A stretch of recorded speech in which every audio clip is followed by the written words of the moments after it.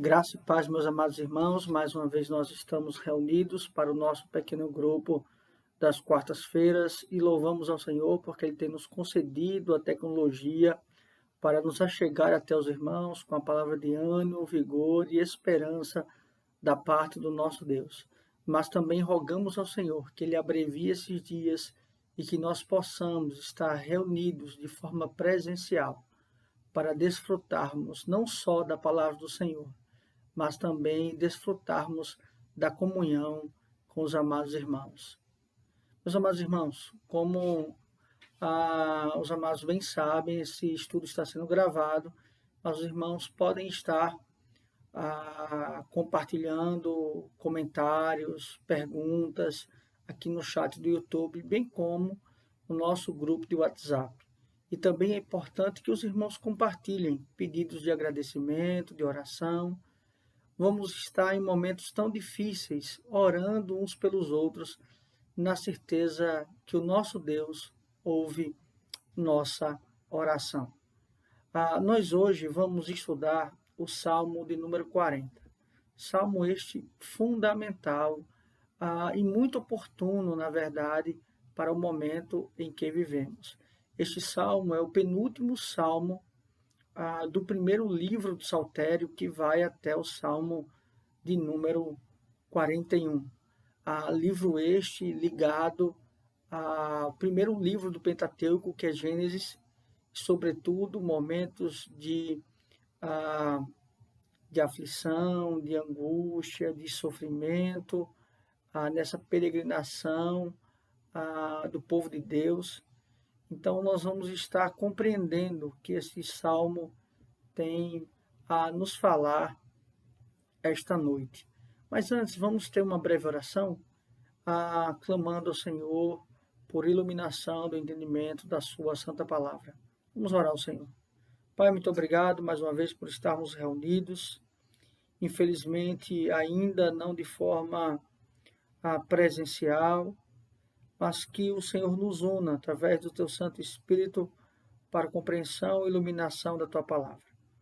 Obrigado, Deus, pela tecnologia que nos permite, em momentos tão difíceis, nos achegar com a tua palavra.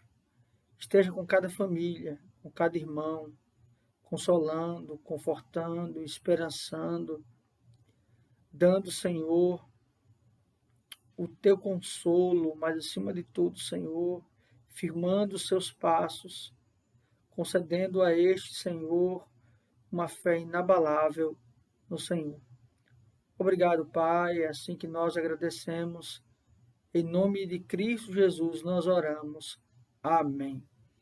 Meus amados irmãos, se há algo que possa ter tomado a nossa mente, bem como também os nossos corações nessa pandemia e nesse isolamento social, é pensarmos qual o propósito de todas essas circunstâncias. Que lições podemos extrair ou tirar desses momentos tão difíceis?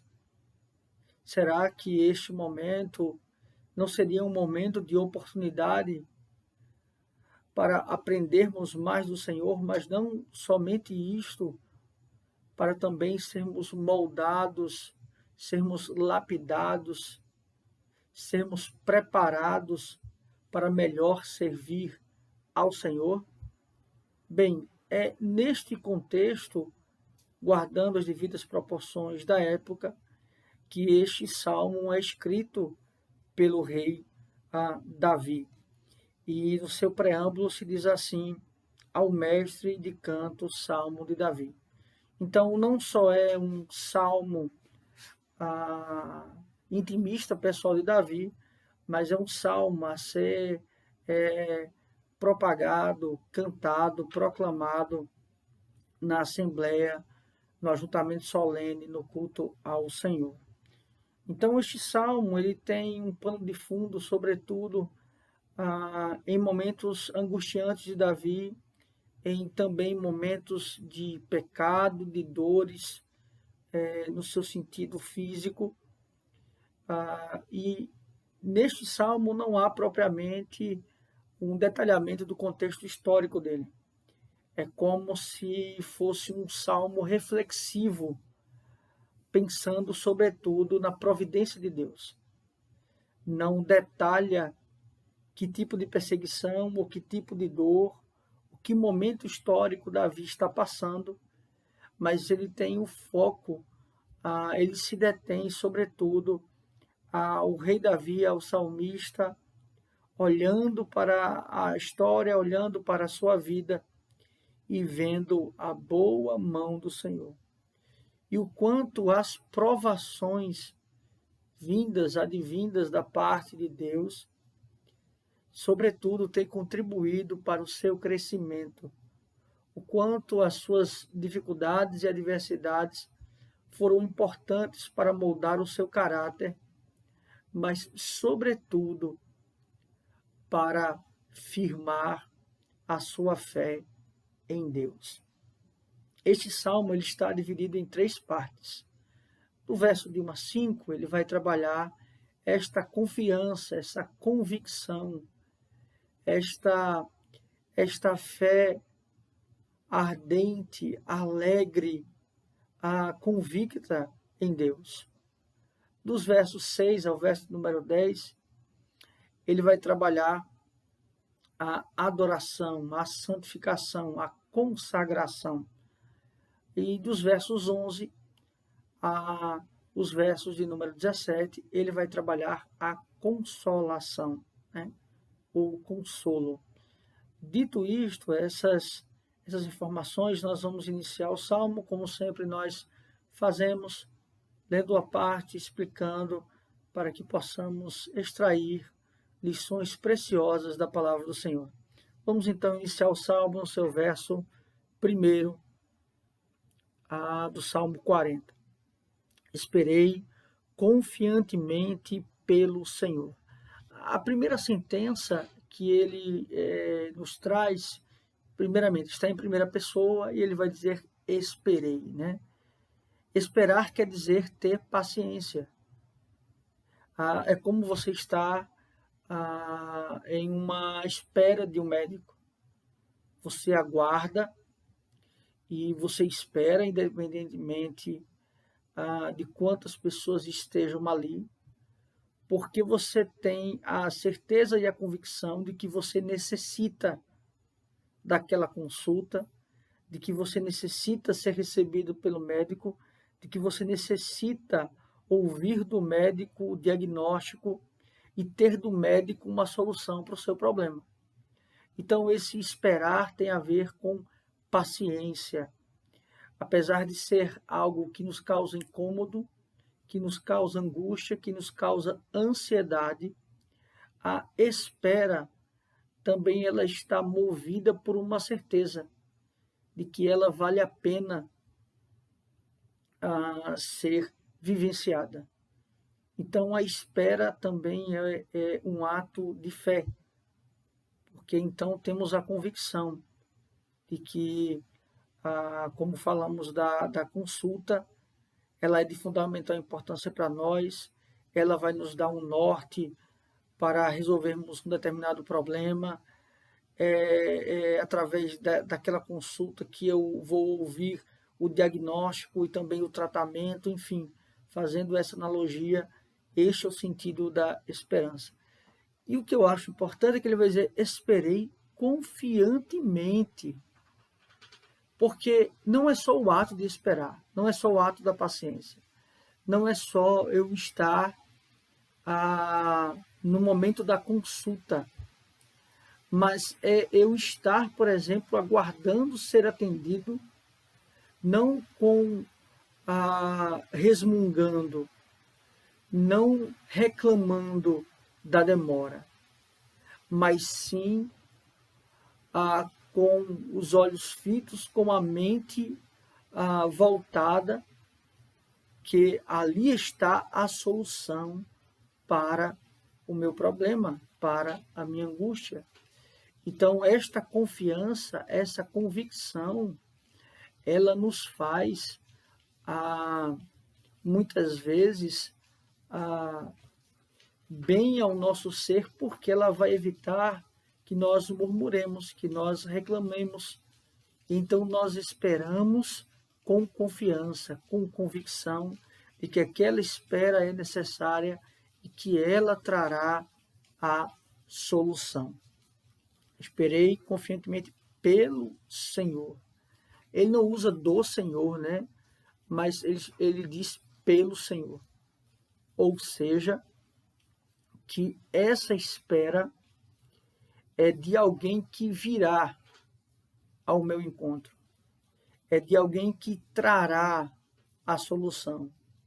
É de alguém que me dirá o que fazer. Então, pelo Senhor. Percebe? É um ato passivo. Eu espero, mas a ação, a solução, a resposta, ela vem daquele que se revela a mim. Esperei pelo Senhor e ele se inclinou para mim e me ouviu quando clamei por socorro. E ele se inclinou para mim.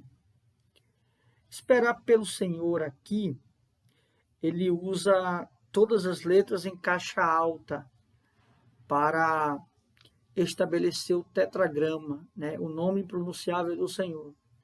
E aqui é uma espécie de dizer, esperei pelo Senhor, este ser transcendente, este ser governador, sustentador de toda a criação. Mas depois ele vem para uma expressão para também revelar um outro aspecto desse ser. E ele se inclinou para mim. A ideia aqui é o Senhor que é criador de todas as coisas, sustentador de todas as coisas, governador de todas as coisas, transcendente, ele também é imanente, ele também se preocupa para comigo, ele também se volta para mim, ele também me olha de forma pessoal. Percebe essa relação do Senhor para com o seu servo? Ele não só está como um ser distante, mas também ele está como um ser próximo, né? Então, uma ideia dele é uma ideia de proximidade. Então, esperei confiantemente pelo Senhor e ele se inclinou para mim e me ouviu quando clamei por socorro. Esse me ouviu aqui, ele é muito importante, porque não é apenas o Senhor recebendo a nossa oração de forma audível e ouvindo, mas é a ideia do Senhor recebendo essa oração. Ora, e como ele recebe essa oração, como ele ouve essa oração? É como, por exemplo, você ir para o otorrino, e você está com os ouvidos, né, sujos e você precisa de uma limpeza nesses ouvidos.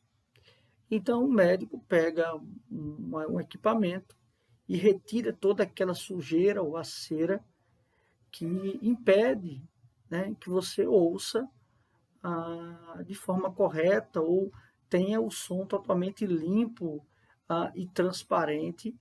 E aí, então, o seu ouvido ele está agora propenso a ouvir de forma limpa, né?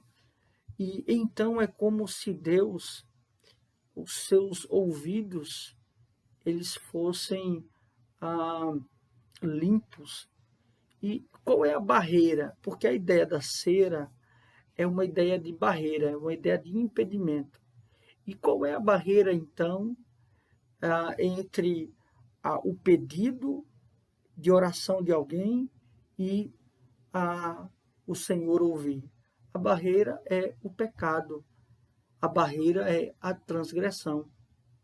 E como Deus, então, pode ouvir? É um ato nosso? Não. É porque nós mesmos sendo eleitos, sermos regenerados, justificados pelo Senhor, nós continuamos ainda nesta vida sendo pecadores. Mas a ideia aqui é que esta barreira entre a minha oração e aquele que ouve a oração, ela foi retirada não pela minha conduta, mas por aquele que levou os meus pecados, aquele que morreu em meu lugar, aquele que cumpriu o que eu não poderia cumprir. Então, Deus ouve, se inclina e ouve as minhas orações, não por mérito meu, mas pelos méritos de Cristo, né? E ouviu quando clamei por socorro. Perceba que está no passado, então é ele escrevendo, se lembrando da providência de Deus, do cuidado de Deus, do zelo do Senhor. No verso número 2, ele vai dizer assim: tirou-me de um poço de perdição e de um tremendal de lama. Tirou-me de um poço de perdição e de um tremendal de lama. O que ele está trabalhando aqui? Ele não só está trabalhando um contexto de miséria, no seu sentido físico, ou no seu sentido de perseguição. Não, ele não só está trabalhando o seu aspecto de necessidade humana, mas a ideia de tirar aqui é a ideia de arrancar e do poço de perdição. Poço é algo profundo, é algo escuro, é algo praticamente impossível de sair. E a ideia aqui ele está falando dos seus pecados, das suas transgressões. Então, o primeiro ato que ele revela, que ele testifica do Senhor, é o ato resgatador do Senhor. É o ato salvífico do Senhor. É o ato de tirá-lo do lamaçal. Não de que alguém o colocou, mas sim dos seus próprios pecados. Então percebe que o primeiro ato dessa convicção, dessa confiança que ele tem em Deus, é ele reconhecer o que Deus fez por ele, ele reconhecer quem Deus é, o que o Deus fez por ele, o que Deus proporcionou a ele ser tirado, ser arrancado desse poço de perdição, de um tremendal de lama. Ele não está falando do seu pecado. Mas não somente isso, não só Deus o resgatou, o tirou desse momento, desse estado, na verdade, que é um estado, não um momento, desse estado de condenação, desse estado de pecado. Mas Deus também aí vai dizer: colocou-me os pés sobre uma rocha e me firmou os passos. Colocou-me os pés sobre uma rocha e me firmou os passos. Então aqui ele está trabalhando um aspecto de um processo, né? Uma regeneração, um resgate, mas agora não somente isso, ele me firmou os pés sobre uma rocha, sobre uma pedra. Então ele é retirado do império das trevas e transportado para o reino do Filho do seu amor. Então ele está dizendo que esse firmar os pés sobre uma rocha, ele é firmado em Cristo. Ele é firmado no Salvador. Então esta confiança, esta fé ardente do rei Davi, é porque ele compreende aquilo que foi prometido aos seus pais. O Salvador, o Messias, aquele que então iria salvar o povo, e ele é firmado. Aqui também está falando, claro, desse lamaçal e de ser colocado,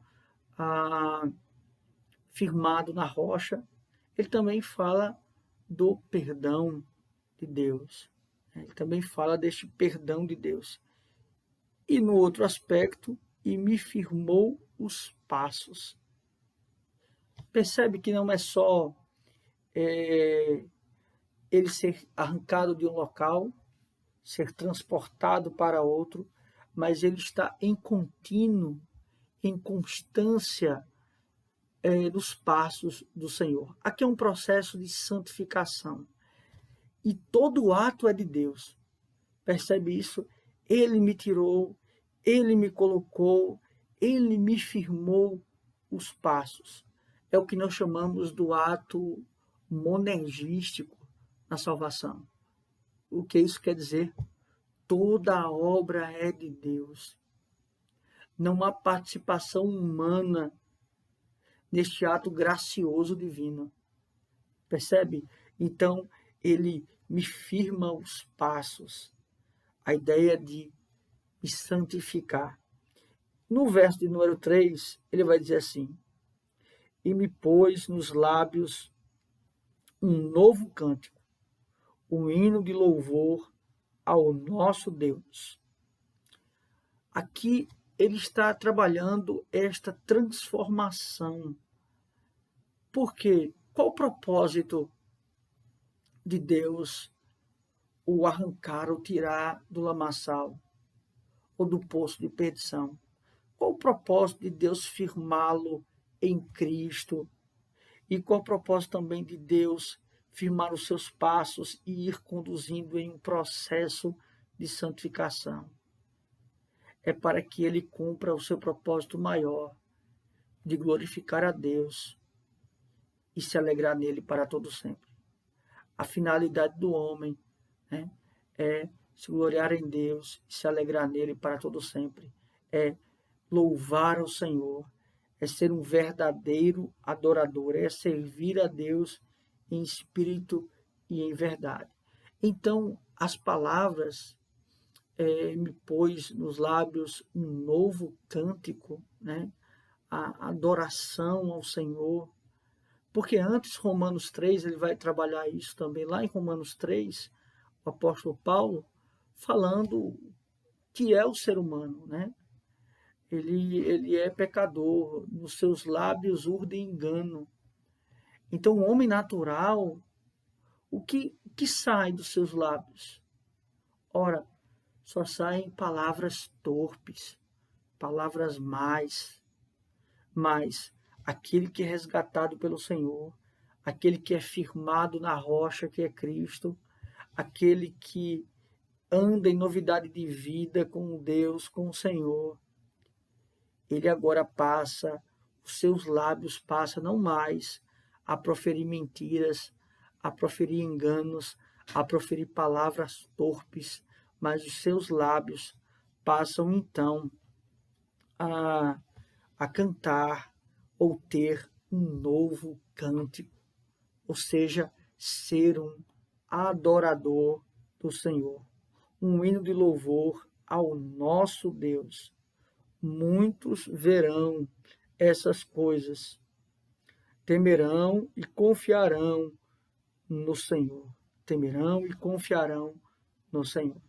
Lembre-se que este salmo, ele não só está pautado como um cântico pessoal de Davi de gratidão ao Senhor, mas ele também está proposto para ser cantado e entoado pelo povo de Deus. Então perceba que é testemunhar, testificar, conhecer e reconhecer a Deus. Verso 4, ele vai dizer assim: bem-aventurado ou muito feliz o homem que põe no Senhor sua confiança e não pende para os arrogantes, nem para os afeiçoados à mentira. Lembra que nós começamos o estudo do Saltério falando do seu preâmbulo maior, que são os dois primeiros salmos, o Salmo 1 e o Salmo 2. O Salmo 1 fazendo aquela divisão entre o justo e o ímpio, e aquele que é justo, ele medita na lei do Senhor de dia e de noite, ou seja, ele não anda como o ímpio anda, ele não pensa como o ímpio pensa, ele não age como o ímpio age, ele é diferente, ele não deseja o que o ímpio deseja, ele não tem inveja, ele não tem engano, ele não tem mentira. Então ele trabalha nesse sentido, porque estes encontram a felicidade. A felicidade está na lei do Senhor, na sua lei eles meditam de dia e de noite. Então os seus passos, que estão firmados na rocha, eles caminham firmemente e eles não desejam ser semelhante aos ímpios, mas eles desejam ser semelhantes ao seu Salvador. E então ele vai dizer: nem para os afeiçoados a mentira, ou seja, o contraste da verdade, porque Cristo é o caminho, a verdade e a vida. No verso 5, ele vai também assim continuar o texto e falar da seguinte forma: são muitas, Senhor Deus meu, as maravilhas que tens operado, e também os teus desígnios para conosco. Ninguém há que se possa igualar contigo. Eu quisera anunciá-las e deles falar, mas são muitas do que se pode contar. Quantas bênçãos, diga quantas são. E aí, então nós, a recebida da divina mão. Diga todas de uma vez, e verás, surpreso, quanto Deus já fez. Aqui então é a ideia de que eu não consigo enumerar, contar as maravilhas que o Senhor tem feito. E percebe que ele se utilizou do plural agora, ele não falou no singular, mas sim no plural, porque agora ele está dizendo que essas bênçãos não só foram proferidas ao ser Davi, mas Davi é representante do povo, ele é rei. Então ele vislumbra que essas bênçãos, que essas maravilhas, que este cuidado, que este zelo, que este cumprimento da promessa de salvação não está para um indivíduo, mas sim para um povo, para uma nação, para o povo de Deus. No verso de número 6, ele vai começar o outro sentido que falamos. Se em primeira instância ele trabalhou a confiança, ele trabalhou a convicção e uma fé firmada na rocha e conduzida com passos firmes na certeza de que Deus é o provedor, ele vê a providência de Deus, principalmente no seu sentido salvífico, ele agora vai trabalhar o sentido da santificação e, na verdade, da consagração. Acompanhe comigo agora os versos de 6 até o verso número 10. Sacrifícios e ofertas não quiseste, abriste os meus ouvidos, holocaustos e ofertas pelo pecado não requeres. Aqui parece uma contradição com o Antigo Testamento a princípio, mas não é. Porque você poderia se perguntar, como pode então ele dizer que sacrifício Deus não deseja, se a tipificação, se na verdade a forma de expiação era o sacrifício de animais, estabelecido em Levítico. Ora, porque os sacrifícios, eles tipificavam o sacrifício perfeito que viria, que é Cristo. Então, ele não está falando de rituais. Perceba que Deus ele não está interessado no ritual, mas sim na essência do ritual.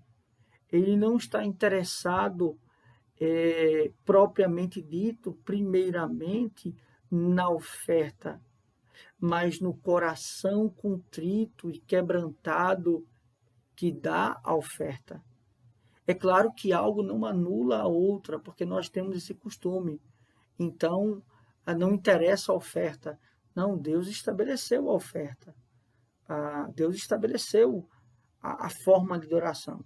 Então, não só você teria que cumprir o ritual, mas esse ritual ele deveria estar com a motivação correta. Claro que esse ritual aponta para Cristo. Então, da mesma forma, não só importa eu ir à igreja ou eu, então, ser um observador da palavra de Deus, mas também o meu coração tem que estar com a motivação correta no ato da adoração, na igreja, na oração, na leitura da palavra. E então você vai dizer, então o importante é o coração.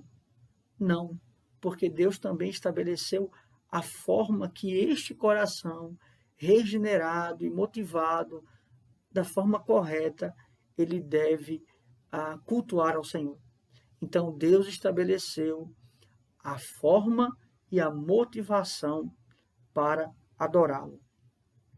E este verso ele está ligado a Oséias, capítulo 6, versículo número 6, que trabalha essa concepção. No verso 7 nos diz assim: Então eu disse, eis aqui, estou no rolo do livro, está escrito a meu respeito. Agrada-me fazer a tua vontade, ó Deus meu, dentro do meu coração está a tua lei. Ora, a quem então se refere esse verso? Não a Davi. Perceba que a finalidade das Escrituras não é a demonstração primária da fé dos antigos, mas a fé dos antigos está firmada naquele que tem poder, naquele que tem glória, naquele que tem majestade. Então, a finalidade é Cristo. Quando nós chegamos nesse aspecto, então, aqui é uma tipificação, aqui é a fala do próprio Cristo. E esta fala dos versos 6 e do verso 7, que foi lido agora, e do verso 8 também, está em Hebreus, capítulo 10, dos versos de 5 a 7. Porque esta consagração, esta adoração perfeita, esse ser santo, perfeito, não poderia ser Davi. Davi era só sombra daquele que é o Rei dos Reis, o Senhor dos Senhores. Ele é só um instrumento para tipificar aquele que é pleno, que é perfeito, e aquele que foi consagrado e preparado para a obra redentora, e é o nosso Senhor Jesus Cristo, nosso Senhor e Salvador. Então ele vai dizer, Deus meu, dentro do meu coração está a tua lei. Então, ele aqui está testificando de Cristo, a fala do nosso Senhor Jesus Cristo, aquele que foi perfeito, aquele que obedeceu e foi fiel até a morte e morte de cruz. Verso 8, ele vai dizer, proclamei as boas novas de justiça na grande congregação. Jamais cerrei os lábios. Tu o sabes, Senhor. Não ocultei no coração a tua justiça, proclamei a tua fidelidade e a tua salvação. Não escondi da grande congregação a tua graça e a tua verdade. Percebe que aqui então é a obra de Cristo, a primeira vinda do Senhor, aquele que proclamou, aquele que estabeleceu o reino de Deus. Ou seja, ele proclamou o Evangelho, ele proclamou ao Pai, ele proclamou salvação e a tua graça e a tua verdade. Percebe?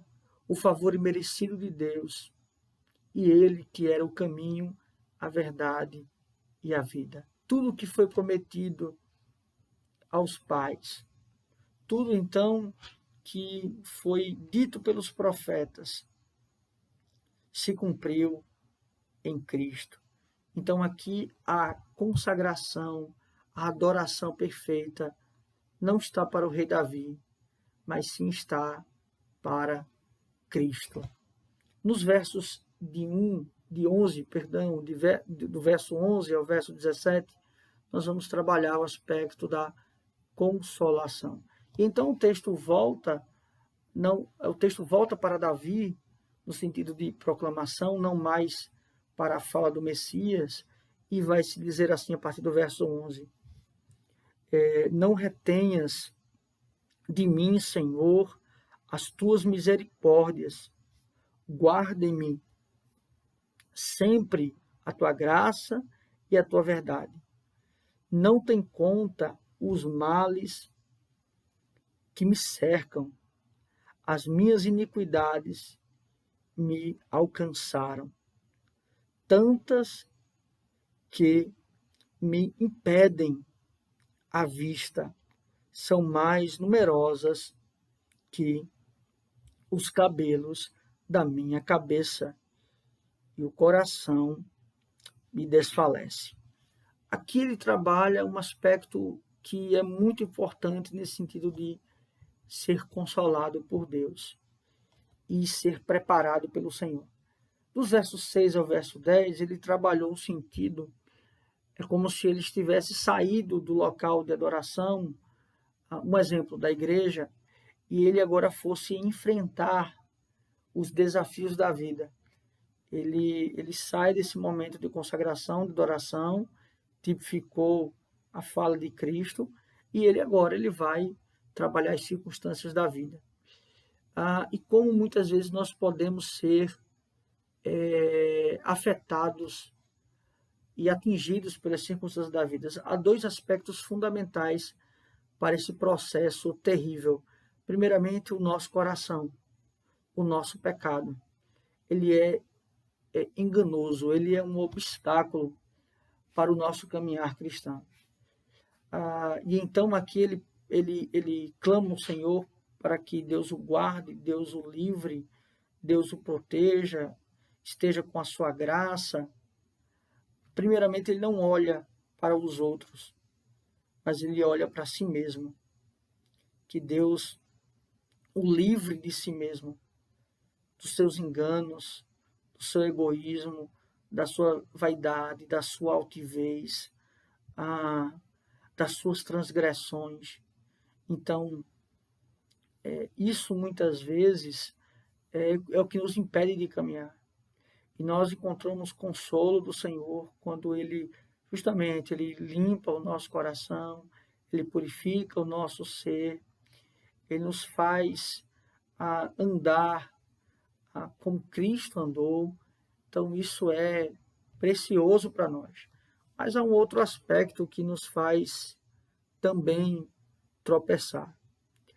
Ele vai trabalhar um sentido agora das circunstâncias. A partir do verso 13, acompanhe comigo.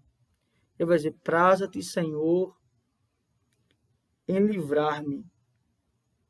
Dai-te pressa, ó Senhor, em socorrer-me. Sejam a uma envergonhados e cobertos de vexame os que me demandam a vida. Tornem atrás e cubram-se de ignomínia os que se comprazem do meu mal. Aqui então está uma espécie de um salmo imprecatório, ou uma parte de salmo imprecatório. Mais uma vez então, este vencer os inimigos e esta oração, pequena oração imprecatório, está para o nosso Senhor Jesus Cristo. A concepção aqui de Davi está no sentido de que o Senhor o livre de circunstâncias que o nome do Senhor possa ser envergonhado. Por quê? Porque a vitória do servo do Senhor, a vitória do servo do Senhor sobre o ímpio, sobre as circunstâncias adversas, não é para enaltecer o servo, mas é para enaltecer o Senhor. Não é para engrandecer o filho, mas é para louvar o Pai. Percebe isso? Então, quando nós desejamos, quando nós anelamos pelo Senhor por livramento, para que Ele nos proteja e dos nossos adversários, de circunstâncias adversas, não é para que nós possamos ser louvados, mas é para que Deus possa ser glorificado, para que as pessoas possam testificar o Senhor de nossas vidas. Não as nossas vidas, não o nosso ser, mas aquele que nos protege, que nos conduz, que nos dirige, que nos sustenta. Enfim, esse é o propósito, este é o sentido. A ideia aqui de um triunfo, e é sobretudo o triunfo de Cristo, é para que o Pai seja glorificado. Ele vence a morte, ele vence a cruz, não primeiramente por nós, mas ele vence por amor e obediência ao Pai. E isto tem consequência para nós, mas o alvo é sempre Deus, a centralidade está na glória de Deus. O verso 15 e verso 16, ele trabalha um outro sentido. Ele vai dizer, sofram o mesmo sentido, sofram perturbação por causa da sua ignomínia. Os que dizem, bem feito, bem feito. Percebe que então aqui ele está falando de uma zombaria. Estes que são ímpios e que não conhecem ao Senhor, eles zombam, eles escarnecem e eles esperam e espreitam a hora de envergonhar o justo. Então está clamando sofrimento sobre estes. E é claro que aqui nós estamos falando de um aspecto escatológico. Este será justamente a atitude do juiz. Primeiramente, Jesus veio como cordeiro para o sacrifício, mas na segunda vinda ele virá como juiz. Não haverá mais perdão, e sim juízo. O verso 16, ele vai dizer, foguem e em ti se rejubilem todos os que te buscam, os que amam a tua salvação.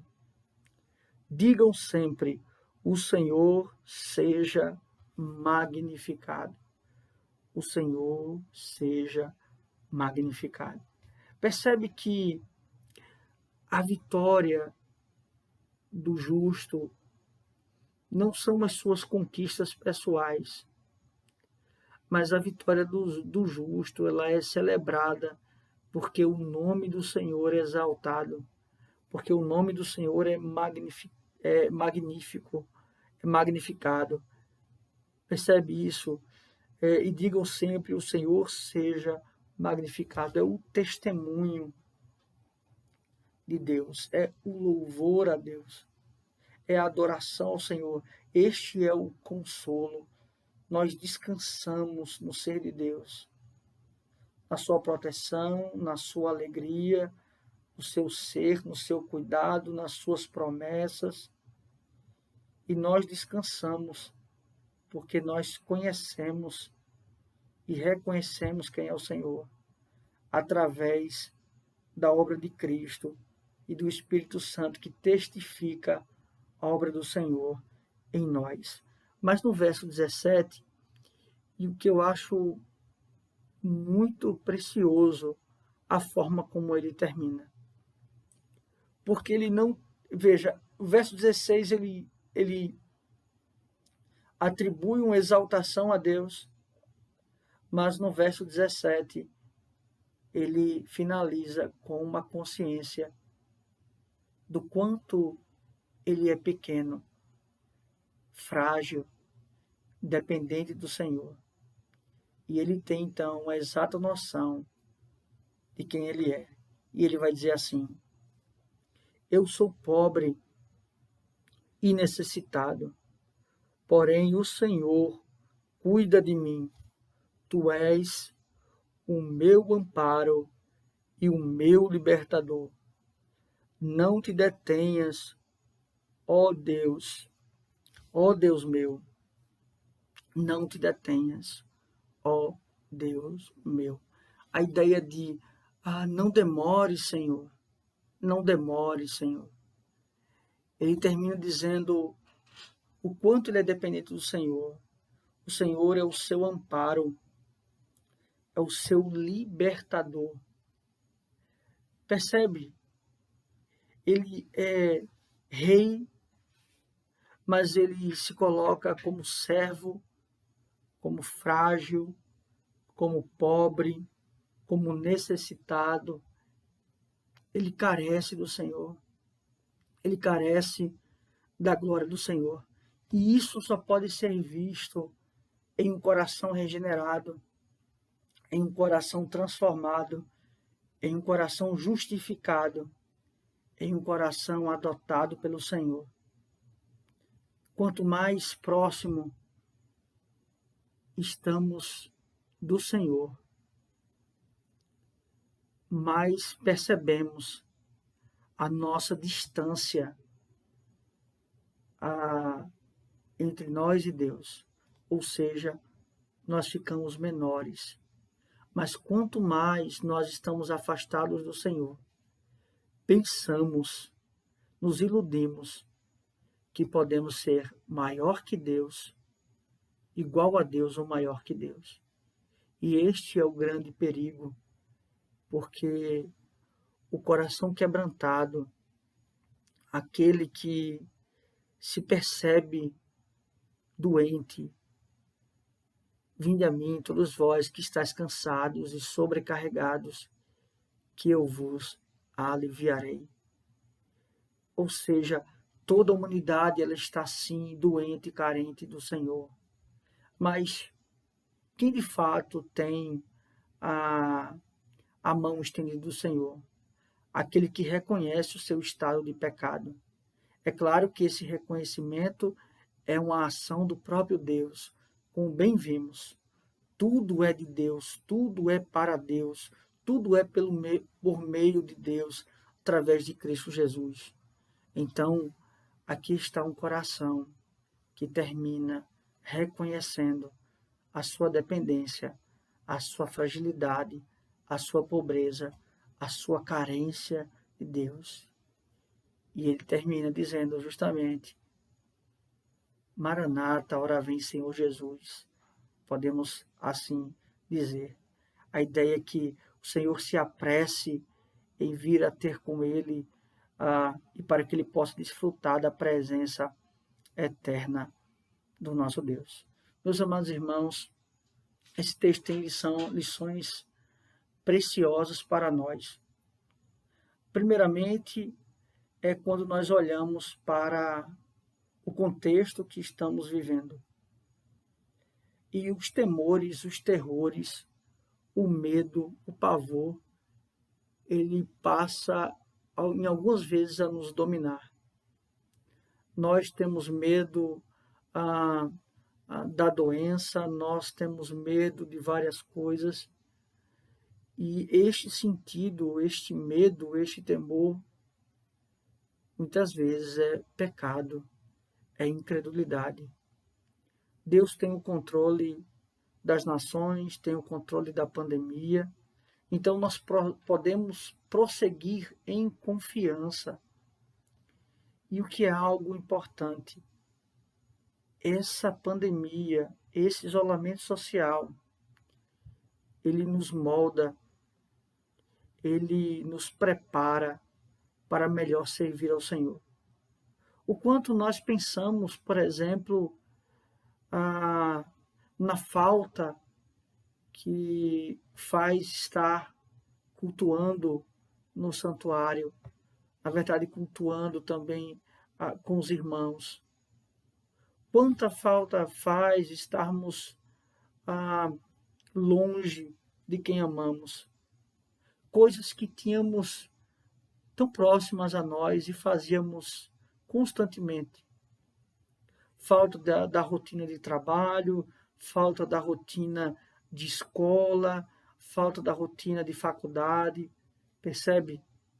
Então nós também refletimos e percebemos a dar valor a algumas coisas que não estávamos dando valor. Mas acima de tudo, estas situações são para nos moldar, para nos trazer a ser melhores, servirmos melhores a Deus.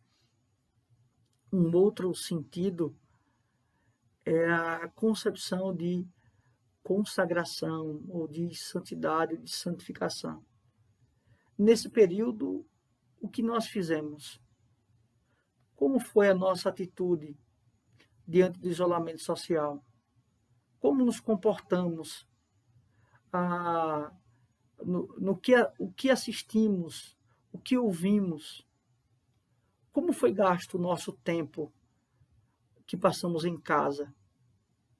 Percebe a ideia deste preparo, porque as provações elas vêm para nos preparar. E uma última lição, uma última aplicação que poderíamos tirar é no meio à angústia. De onde me virá o consolo? O consolo vem do Senhor, que criou o céu e a terra. Percebe?